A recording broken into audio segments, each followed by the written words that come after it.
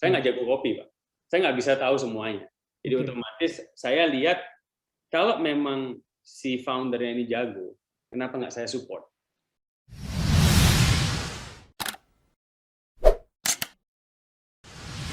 Ya, saya akan memberikan ilmu yang saya tahu.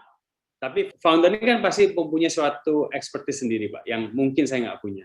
Tapi saya yakin kalau disupport dengan benar pasti bisa sukses. Nah, hal demikian family juga ada seperti itu, Pak. Jadi kita nggak hanya support, kita nggak hanya developing kita punya our own brand, kita juga developing other people punya brand yang kita rasa bagus kan. Seperti itu. Nah, ini total kurang lebih 31 ke atas nih ya. Nah ini kalau Bon Cafe Group ini visi kedepannya ini bagaimana ya? Ingin kemana arahnya? Saya sempat diskusi nih sama Andrew, Pak ya, itu CEO sekarang. Jadi karena saya menjabat sebagai komisaris, tugas saya kan supervisi gitu, Pak. Ya, jadi saya sempat diskusi, saya bilang sama Andrew, apa yang saya canangkan dulu, bukan berarti harus apa yang kamu canangkan ke depan. Karena semua leader itu mempunyai visi atau hikmat berbeda, Pak. Ya, dan itu juga melihat kondisi yang berlainan lah. Saya resign sebagai CEO tahun 2019 akhir, just before pandemic, Pak. Jadi otomatis pada waktu pandemik terjadi, pertanyaannya apakah saya tahu cara melalui storm pandemik ini? Nggak tahu, Pak. Saya nggak pernah ngalamin kok. Ya. Apa yang saya lakukan hanya saya bisa support kan, sama Andrew ini mesti ngelakuin apa. Jadi pada waktu bergantinya tongkat estafet ini, ternyata kondisinya berubah total.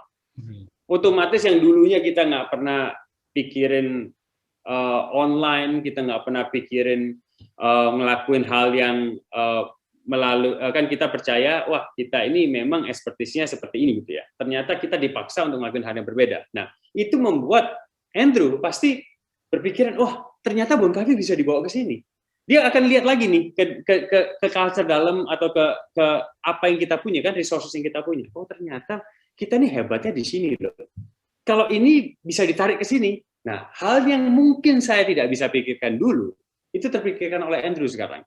Jadi kalau menjawab pertanyaan dari Pak Hermanto, apa menjadi visi Bon Cafe Group ke depan? Untuk saya adalah untuk family adalah kita harus bisa menjadi positive impact through the industry that we know. Ya, through F&B itu adalah industri yang kita kenal betul. Bagaimana kita bisa impact lebih banyak orang? Caranya bagaimana? Jalurnya bagaimana, itu akan kita lihat tahun per tahun, Pak. Apalagi pandemik seperti ini, kita nggak pernah tahu. Dulu, sebelum 2020 pasti dong, Pak. Namanya kita buka Januari dengan visi begini, kita akan melakukan begini, tiba-tiba pandemik happen. Then what we gotta do? You have to be agile kan, Pak. Kita harus bisa fleksibel kan dengan plan yang kita punya.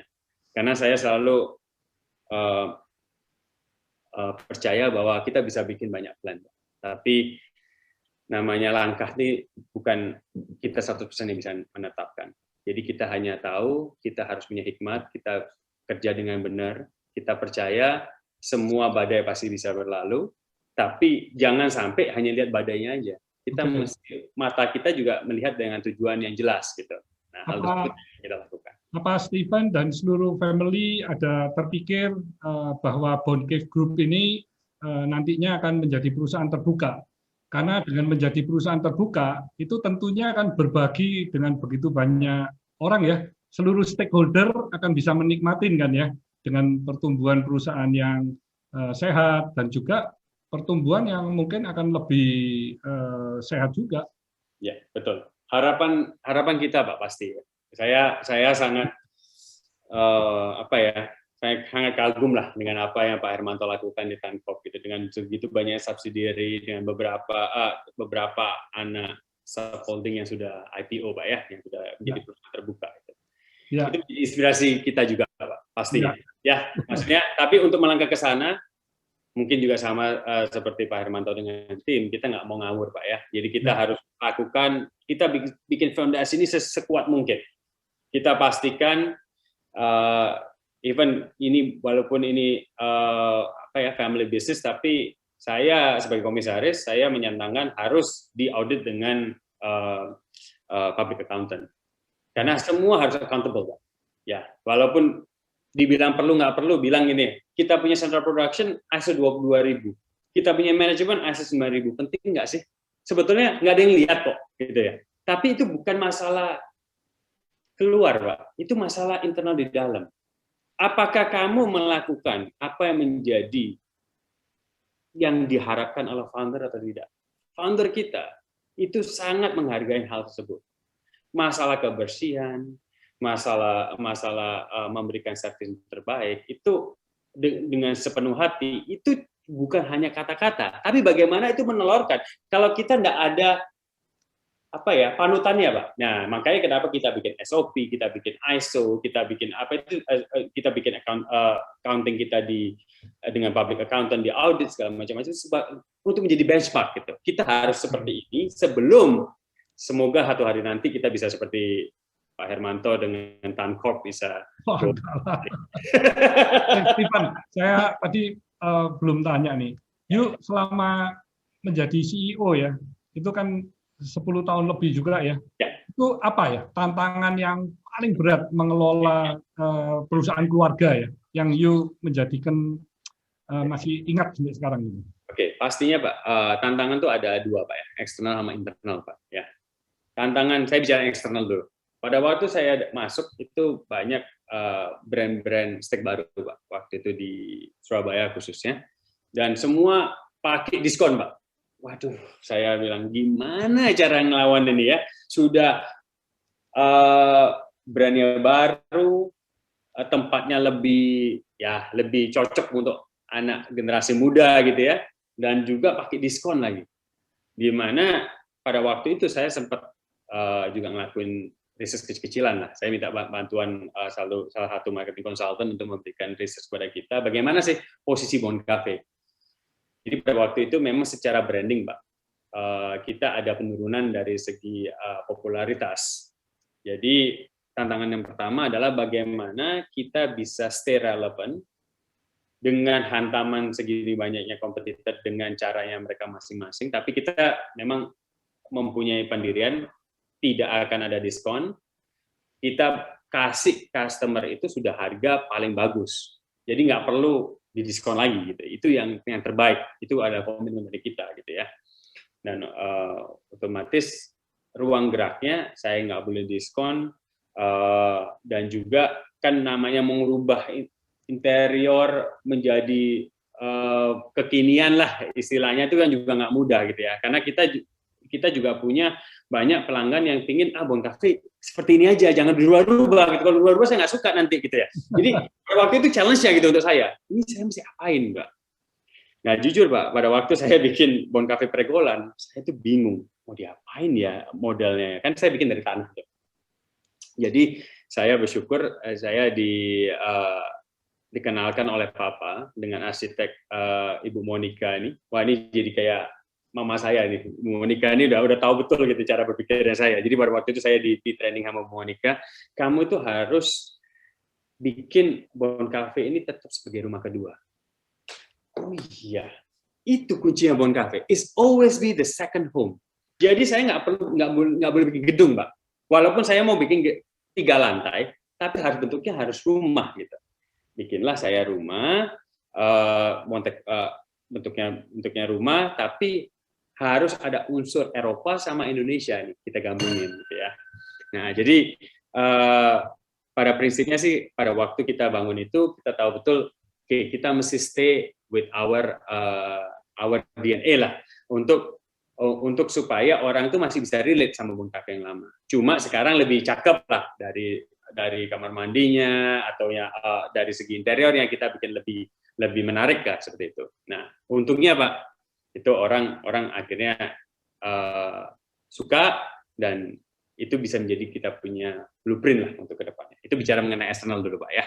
Eksternal jadi untuk bagaimana untuk to stay relevant dengan perubahan zaman. Kalau internal pastinya semua family business mempunyai seperti tadi namanya family business itu kita rekat, tapi kita semua mempunyai opini, Pak. Dan kita di generasi yang berbeda. Apa yang penting untuk generasi pertama belum tentu apa yang penting untuk generasi ketiga. Jadi yang saya pelajarin selama 14 tahun sebagai CEO itu adalah bagaimana untuk mengerti dan mendengarkan dulu, Pak. Generasi pertama itu maunya apa? Apa yang penting untuk generasi pertama? Dan apa yang penting untuk generasi kedua? Dan apa yang penting untuk generasi ketiga? Dan tidak semuanya bisa kita lakukan. Kan kadang-kadang itu bertabrakan kan, Pak. Jadi otomatis apa yang saya lakukan di sini adalah memilah-milah gitu. Kalau generasi 1, 2, 3 bicara seperti ini, kalau untuk Bon Cafe itu mana yang cocok ya? Jadi untuk memudahkan diri saya bikin sosoknya, Pak. Bon Cafe ini saya orangin nih.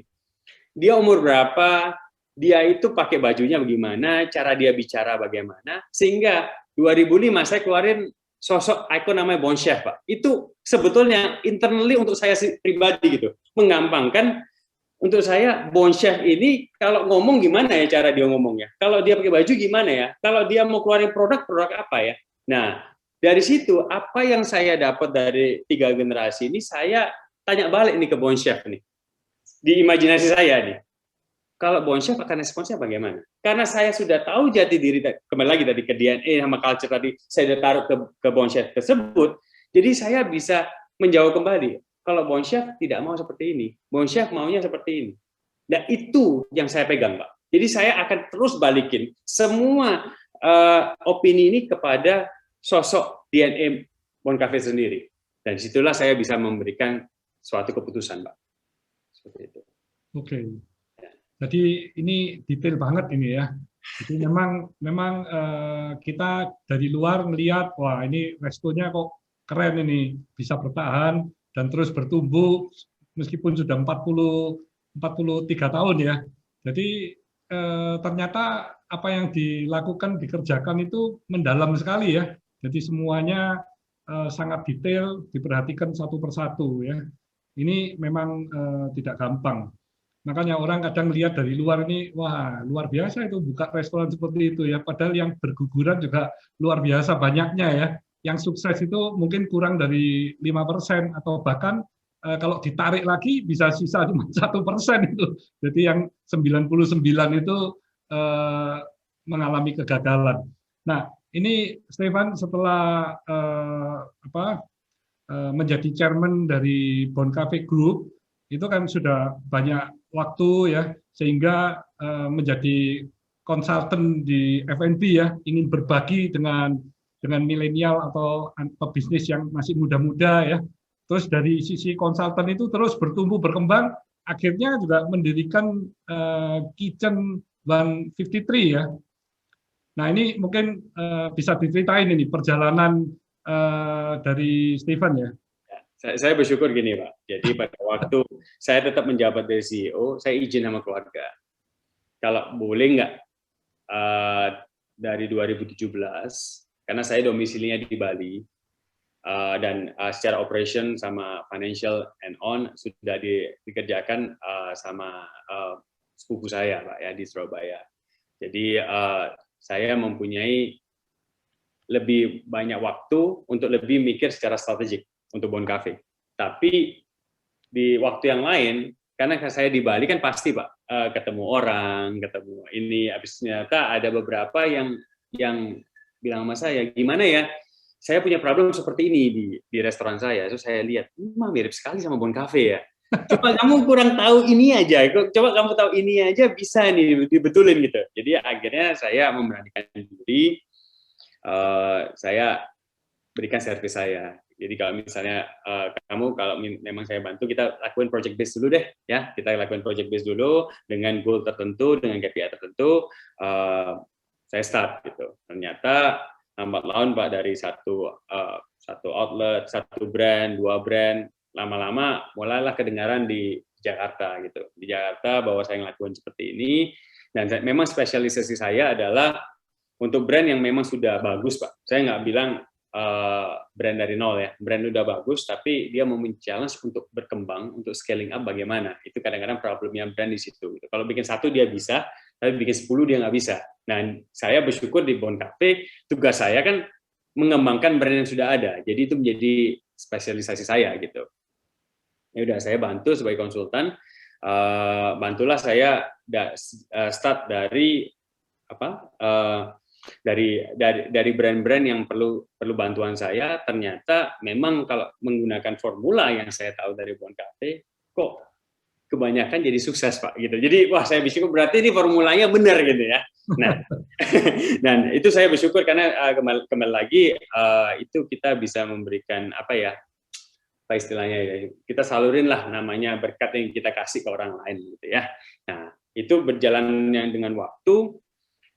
Tadi sempat saya diskusi dengan Pak Hermanto juga kan, saya juga awalnya dari F&B konsultan, terus ketemu dengan sosok yang luar biasa, Pak Tahir, Pak, dari Mayapada Group gitu ya.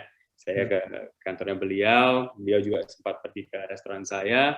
Itu akhirnya saya diminta sebagai lead consultant di salah satu commercial property-nya dia, yang 70% adalah F&B. Nah, disitulah saya akhirnya melihat F&B jauh lebih besar lagi dari segi landlord bagaimana, dari segi properti bagaimana gitu ya. Jadi wawasan saya dibuka lah, dan saya bersyukur dengan Pak Tahir gara-gara itu, Pak. Dengan timnya juga sangat luar biasa support saya gitu. Dan di situ kan saya mulai nih belajar nih, oh kalau family business yang lain bagaimana nih? Kalau bisnis yang sudah sebesar Mayapada Group juga gitu ya, itu secara manajemennya bagaimana? Itu saya belajar, Pak.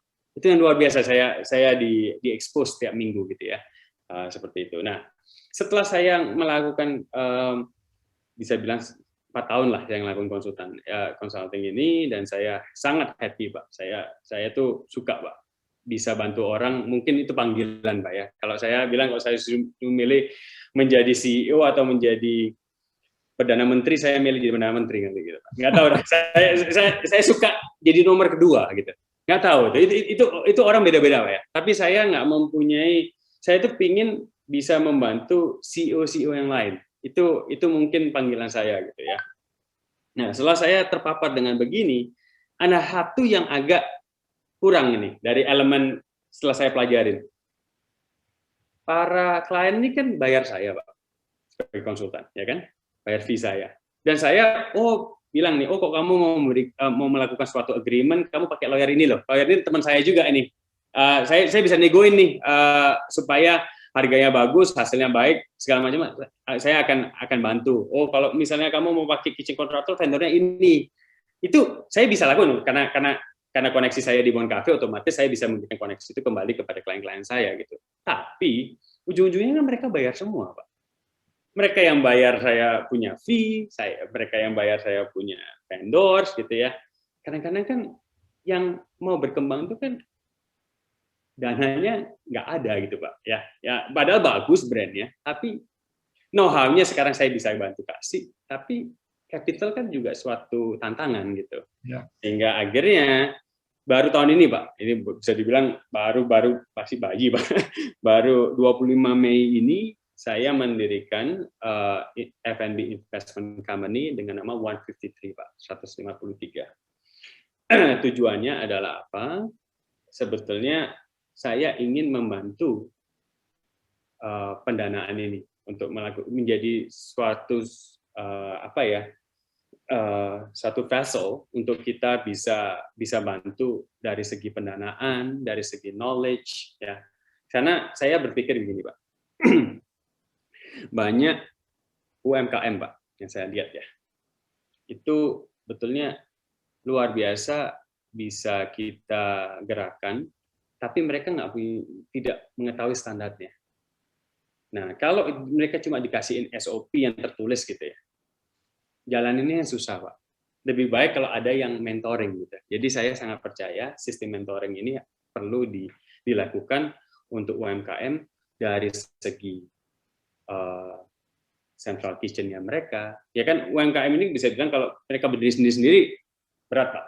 Kalau semua ini bisa terkoordinasi dengan central kitchen, itu bakal lebih baik lah sudut pikiran saya, karena itu yang saya lakukan di Bon Cafe. Semua, walaupun Bon Cafe Samarinda bahannya dari Surabaya, Pak, supaya standarnya sama.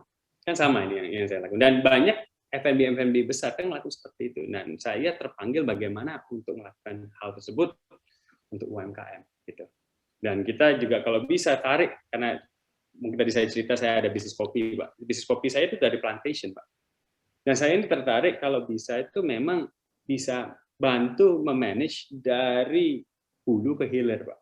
Jadi dari ternaknya, dari plantationnya, hingga supply chain kepada central kitchen, hingga pergi ke outlet, dari segi marketing sampai digitalnya segala macam-macam tuh kita bisa end to end. Karena kebetulan memang saya hyper spesialisasinya di sini, Pak, gitu. Yang saya tahu di sini. Nah, kebetulan lagi karena saya sekarang udah mengetahui mengenai commercial property gitu ya, karena kesempatan yang diberi. Jadi akhirnya saya tahu nih sebetulnya kamu bisa bayar berapa sih? Kalau kita mau masuk ke satu, apakah kita perlu beli atau kita perlu sewa, kita perlu kerjasama bagaimana, itu hitungannya kan sebetulnya sudah jelas gitu loh. Nah, hal demikian itu juga bisa membantu landlord, Pak. Apakah itu mall atau itu ruko atau gimana, saya bisa bantu negosiasikan. Win-winnya gimana sih? Nah, itu satu hal, Pak. Kita bicara mengenai satu hal yang 153 lakukan, arahnya ke sana. Tapi yang saya lakukan secara immediate, jadi kita baru establish Mei ini, tapi per tanggal 15 Juli lalu saya sudah lakukan adalah, sekarang ini lagi marak cloud kitchen, Pak. Ya, jadi cloud kitchen ini kan banyak orang yang melakukan kitchen tanpa wajah di depan gitu, jadi tanpa sitting, banyak take away yang delivery. Apalagi masa pandemik ini akhirnya berjamur di mana-mana, dan kebanyakan memang yang lebih mature marketnya ada di Jakarta, Pak. Nah, kebetulan saya posisinya lagi di Bali, saya kan banyak kenalan, Pak, F&B yang sebetulnya luar biasa hebatnya. Dia udah punya central kitchen dan segala macam-macam, tapi dia punya standarisasi yang bagus gitu. Tapi karena pandemik kan kita nggak ada turis, Pak, ya. Jadi gimana cara membantu mereka untuk di area yang berbeda? Karena kalau kita bicara offline sekarang, resikonya terlalu tinggi, kapitalnya besar, kita nggak tahu kapan kita bisa dine in dan lain sebagainya. Jadi mereka harus bisa dibantu di area online. Tapi kebanyakan seperti, jujur aja Pak, seperti saya pribadi aja yang di Bon Cafe sekian lamanya, kita nggak terlalu mikirin online gitu. Itu kita mikirinnya udah offline nih, kita taunya begini gitu. Ternyata saya salah, Pak, gitu ya. Kita harus bisa juga agile dengan berubahnya kondisi, dengan apa yang terjadi sekarang, kita harus bisa masuk online. Jadi saya bantu mereka, saya bawa brand-brand Bali ini ke Jakarta, Pak, di under 153 Kitchen. Jadi 153 Kitchen ini memang sebagai cloud kitchen untuk membawa brand-brand yang dari daerah ke Jakarta, Pak, untuk fase pertama, Pak, ya. Jadi memang ide besar saya adalah di 153 ini adalah pertama bisa melakukan digitalisasi dari brand-brand offline tersebut yang mungkin mereka nggak ada waktunya atau kurang berpengalaman di daerah ini. Saya mau support di area sana, Pak, dengan adanya 153 Kitchen. Tapi yang kedua, dengan 153 Capital kita mau membantu, mau brand dari daerah, mau brand dari Jakarta, mungkin brand dari ibu kota kita bisa sebarin ke daerah, Pak. Jadi two ways ya. Kalau dari sisi cloud kitchen-nya sekarang sudah ada berapa lokasi ya? Masih satu, Pak. Saya baru buka satu, Pak. Jadi ya sementara saya baru launching 2 minggu yang lalu. Di area Kemang itu saya bawa 4 brand dari Bali, Pak. Jadi luasnya berapa ya minimal untuk satu cloud kitchen itu? Satu cloud kitchen saya ambil memang kan kalau di Jakarta tuh ada kitchen yang dibangun, istilahnya mereka ini seperti sewain untuk tenan, Pak. Jadi kayak kos-kosan gitu, Pak. Jadi ada bilik gitu ya. Nah, karena kebetulan saya pegangnya 4 brand, saya ambil yang paling besar. Paling besar tuh hanya sekitar 19 square meter, Pak. Oh, kecil ya? Ya, cuma 19. Nah, 19 square meter ini saya harus bisa masak 4 brand yang bisa dibilang sangat kompleks masakannya. Karena saya saya bermainnya di brand yang sudah punya nama di Bali, dan dia sebetulnya cukup kompleks untuk masaknya. Tapi bagaimana dari kompleksitas ini saya bikin simple, Pak. Jadi kalau di cloud kan nggak boleh, nah orang pesen harus 10 menit mesti keluar, Pak. Pertanyaannya bagaimana saya bisa bikin makanan ini 10 menit keluar gitu setiap kali order. Nah, itulah cara Bon Cafe, Pak. Makanya di Bon Cafe kita itu betulnya jagonya di sana, itu yang saya telorin di Cloud Kitchen. Kalau di Bon Cafe bisa, harusnya semua ini bisa. Ternyata saya coba memang bisa, Pak. Kita bisa. Jadi kita bisa bikin hanya di 19 square meter untuk 4 brand. Kita ada namanya Pison, itu Asian Western, Pak ya. Habis itu kita ada Cerita Manisan, itu adalah Indonesian food. Kita juga ada Lantern, itu Asian street food. Kita ada Happy Chappy, adalah Chinese food. Gitu. Jadi sementara masih Asian semua ya, Pak. Tapi dari 4 ini saya coba nih, bagaimana supaya bikin se-streamline mungkin secara operation, dalam waktu 10 menit, your food is out. Ya. Stephen, tadi you cerita yang mengenai Pak Tahir, itu Pak Tahir you sudah bantu selama 4 tahun, itu mall yang 70%-nya F&B, apa masih berjalan sampai sekarang ya? Oh, gini, saya dengan Pak Tahir baru 2018, Pak. Jadi awal 2018 saya kenal Pak Tahir, engagement saya sampai akhir 2019. Pada waktu itu memang saya bisa bilang luar biasa dari naluri dari Pak Tahir kali ya, secara businessman gitu. Kita udah planning udah luar biasa, sudah sampai IMB semua sudah siap untuk konstruksi, Pak. Jadi sebetulnya saya pada waktu itu diminta bikin konsep mall di dekat airport, Pak. Jadi saya melihat bukan yang di Galleria itu ya? Bukan, ya itu kan yang di Simpang Siur, Pak. Jadi ini ada satu lagi tanah dari Pak Tahir dekat airport, Pak. 7 menit dari airport. Luasnya berapa ya? 17.000, Pak. 17.000 square meter. Dibangun semuanya itu? Dibangun semuanya. Nah, jadi pada waktu itu saya hitung dulu, balik lagi saya bilang sama tim, dengan CFO dari Mayapada, saya mikirnya gini, berapa sih restoran ini bisa bayar?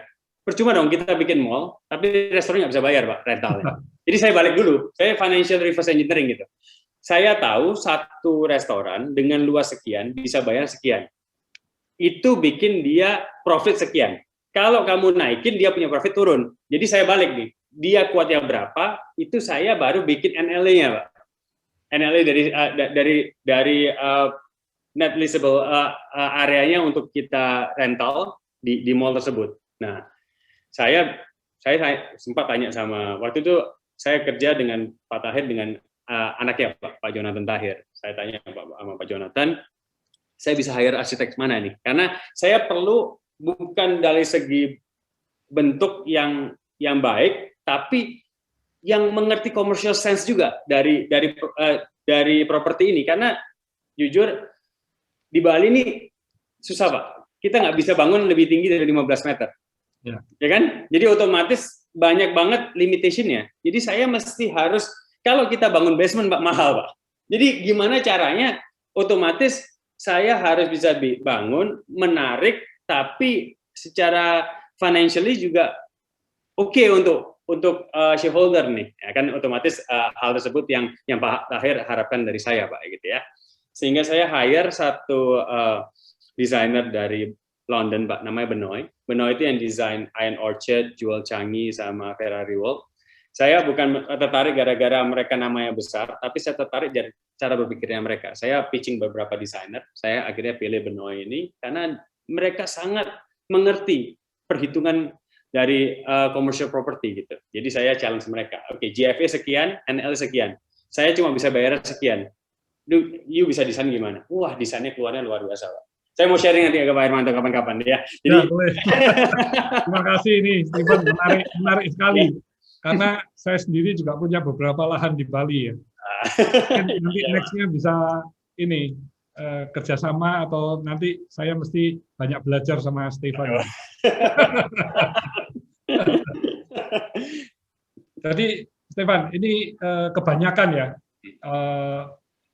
orang yang ingin masuk di dunia F&B ini kan banyak sekali ya. Tapi yang bisa bertahan dan survive itu kan sedikit sekali ya, mungkin less than 5% atau yang seperti tadi saya ngomong mungkin kalau ditarik lagi bisa 1% aja nggak ada ya.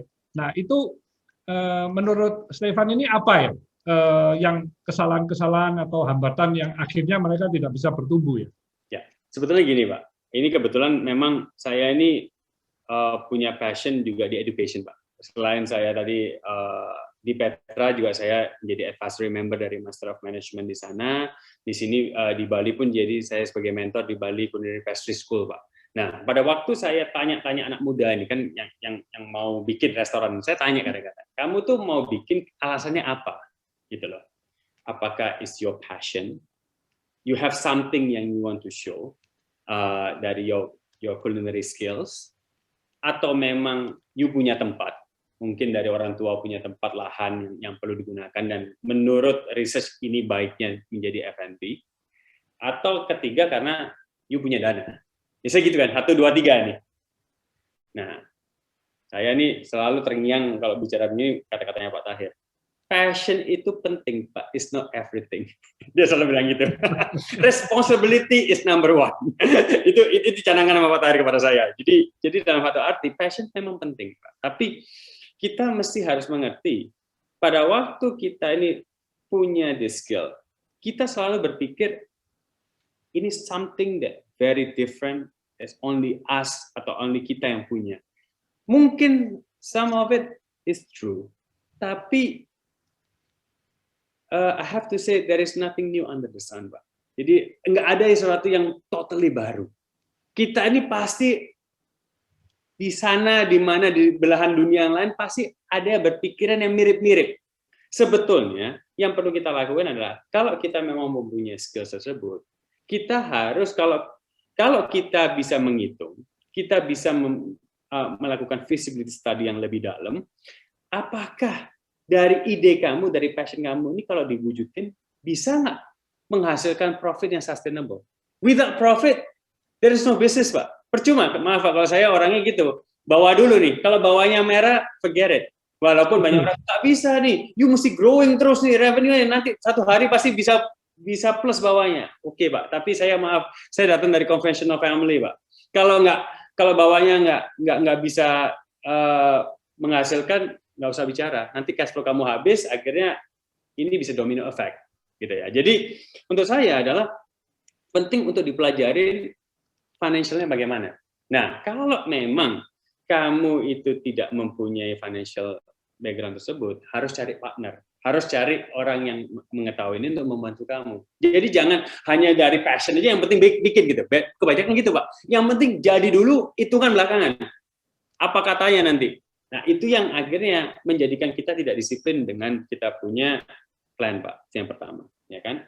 Yang kedua, kita bicara mengenai ada location. Kadang-kadang dipaksa-paksain, Pak. Wah, lokasi ini bagus buat F&B. Wah, cari nih orang yang bisa masak.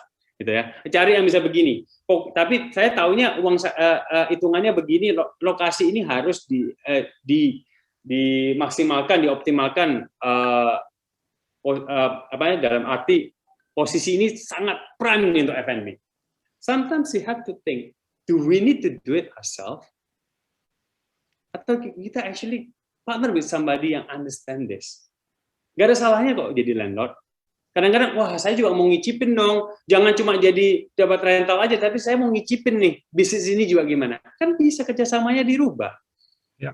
Kan there's many ways to do that. Kita harus kreatif juga dong dalam agreement kita antara landlord dengan tenant. Tenant juga happy kok, kalau misalnya landlord juga mau ambil resiko. Nah hal demikian yang kadang-kadang mereka nggak terpikiran. Mereka pikirnya, udah pokoknya saya punya tanah, saya mau bikin sendiri nih. Kelihatannya gampang kok. Bikin cuma begini aja, wah setelah ngelakuin Pak baru pusing. Itu kan F&B ini seperti small manufacturing ya, micro manufacturing, banyak banget variabel yang bisa berubah kan gitu Pak. Ya. Ya, yang ketiga sudah saya bilang dana ada gitu ya. Kadang-kadang wah pingin nih lihat di sosial media kok keren ya orang kok punya F&B gitu ya, bisa taruh di sosial media segala macam-macam. Orang banyak kelihatan seperti itu, padahal F&B is far from glamorous business, Pak. It's a lot of hard work. Jadi itu yang kadang-kadang orang lupa, dan mereka pinginnya di sini karena alasannya bukan gara-gara passion, bukan gara-gara kamu mau bisnis ini, cuma gara-gara saya ingin punya. Nah, hal demikian yang biasanya, Pak, tadi mungkin menjawab Pak Hermanto adalah kegagalan itu terjadi kalau kita salah pengertian dari 3 motivasi tersebut, tapi salah pengertiannya seperti itu, Pak. Kalau menurut Stefan ya, karakter yang dimiliki oleh orang tersebut itu sangat penting nggak di dunia ini kuliner ini ya? Gimana sih karakter dari seseorang agar dia bisa sukses di bidang F&B?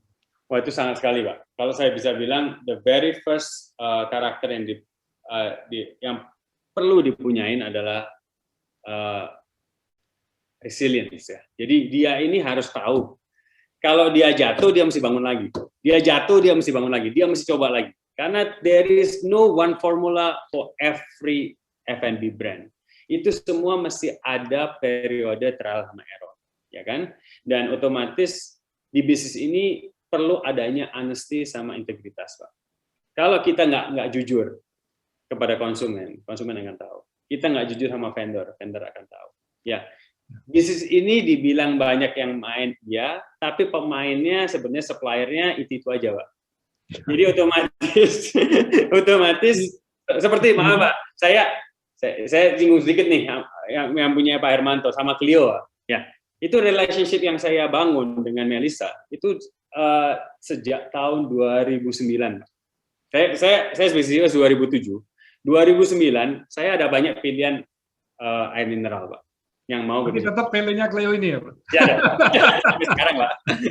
Nah, kalau salah Bon Cave masih pakai yang klasik ya, pakai yang kerucut itu awal Clio launching itu. Betul. Nah, jadi pada waktu itu pertanyaan saya pertama gini, oke, saya orangnya nggak mau pindah-pindah, Pak. Tapi kalau milih juga perlu waktu.